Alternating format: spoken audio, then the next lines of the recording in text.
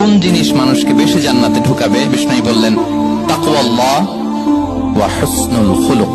এক হচ্ছে আল্লাহর ভয়, আর এক হচ্ছে সুন্দর আচরণ। সুবহানাল্লাহ। তাহলে এই হাদিস থেকে বুঝলাম যারা বেশি নামাজ পড়বে তারা বেশি জান্নাতে ঢুকবে নাকি? নামাজ পড়তে পড়তে যারা কপাল কালো করে ফেলছে এরা ঢুকবে না? যারা হজ করতে করতে বড় হাজী সাহেব হয়েছে, জিকির করতে করতে হাতে 3-4টা তাসবিহ রেখেছে, তাদের কথা বলা হয়েছে?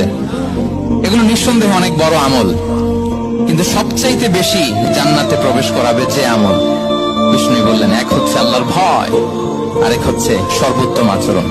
প্রিয় ভাইরা, ইসলামের মেজাজটাকে চিনে নেন, ইসলামের এসেন্সটাকে বুঝে নেন। আমরা ভালো আচরণকে গুরুত্ব দিতে চাই না।